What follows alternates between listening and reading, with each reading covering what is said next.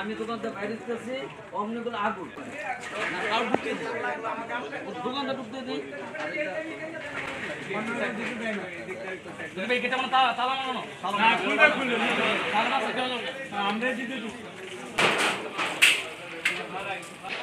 ধৈর্য ধারণ করতে হবে। সরকারের কাছে আমরা দাবি জানাবো এই সমস্ত ভাইদের যে ক্ষতি হয়েছে এই ক্ষতি পুড়িয়ে দেওয়ার জন্য, তাদেরকে পুনর্বাসনের জন্য, তাদের ব্যবসা চালু করার জন্য সরকার যেন উদ্যোগ গ্রহণ করে। আমরা আমাদের পক্ষ থেকে যতটুকু সহযোগিতা করা দরকার আমরা দেখে গেলাম, আমরা করবো ইনশাআল্লাহ। নারায়ণগঞ্জের বিশিষ্ট ব্যবসায়ীগণ যেভাবে ক্ষতিগ্রস্ত হয়েছেন, আল্লাহ তাআলা আপনাদের পরীক্ষা করেছেন, আপনাদেরকে ধৈর্য ধারণ করার জন্য আমি আহ্বান জানাই। যে কোনো সময়ে আপনাদের এই ক্ষতি আল্লাহ পুষিয়ে দিতে পারে, এর চেয়ে বেশি আপনাকে দিয়ে দিতে পারবেন। আল্লাহ তার কাছে কোনো কমতি নেই।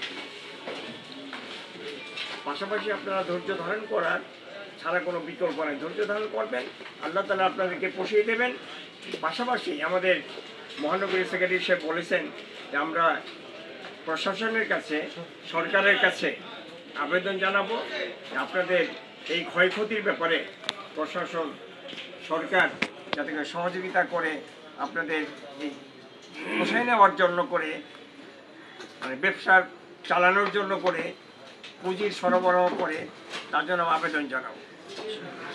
পাশাপাশি হলো যে এটাকে গোছগাছ করতে আপনাদের সময় লাগবে খানিক সময় লাগে। ক্ষয়ক্ষতির পরিমাণ অনেক বেশি। আমরা দেখতে পাচ্ছি যে যা হয়েছে কিছু রেখে থেকে থাকে যায় নাই,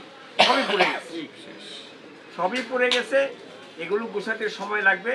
আপনারা মনোযোগ দিয়ে আল্লাহর উপর তাওয়াক্কুল করে দোকান কেমন নতুন করে চালু করার জন্য যেভাবে গোছাতে হয় সে গোছানোর জন্য চেষ্টা করেন, উদ্যোগ নেন। সরকার আপনাদের সহযোগিতা করবে। জামাত ইসলামী বাংলাদেশ যে কোনো সময়ে, যে কোনো দুর্যোগে, মানুষের যে কোনো সমস্যায় সবসময় মানুষের পাশে থাকে। আপনাদের সমস্যার সময় জামাত ইসলামী আপনাদের পাশে থাকবে ইনশাআল্লাহ। আপনাদের যতটুকু সহযোগিতা করবে, আপনার ব্যবসা করে আল্লাহ তাআলার বরকত রাখবে।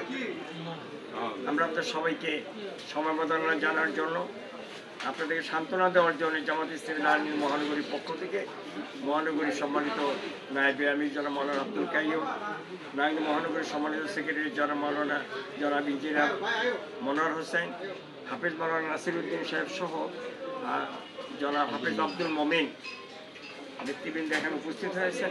আপনাদের জন্য সমবেদনা জানানোর জন্য আল্লাহ তাআলা আপনাদের সবাইকে দান করুন, আবার নতুন করে চালু করার তৌফিক দান করুন, বরকত দান করুন।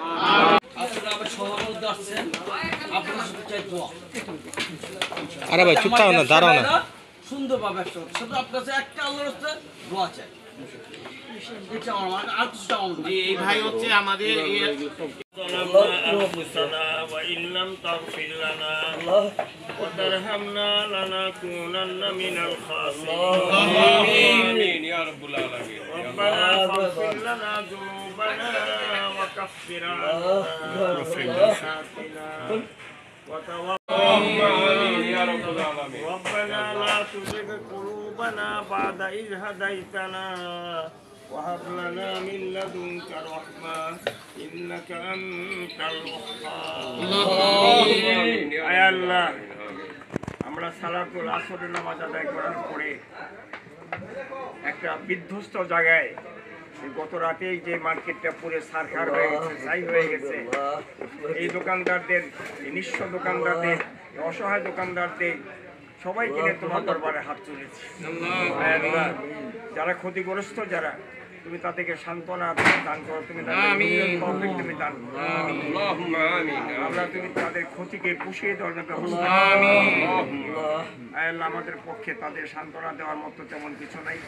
আমরা তুমি আল্লাহ তোমার কাছে বলছি, তুমি এদের ব্যবসায় বরকত দান করো, চালু করার জন্য তৌফিক তুমি দাও। আল্লাহ সবাইকে ধৈর্য ধরার তৌফিক তুমি দাও। আল্লাহ তুমি সবাইকে তুমি ধৈর্যের সাথে আবার নতুন করে ব্যবসা শুরু করার জন্য তৌফিক তুমি দান করো।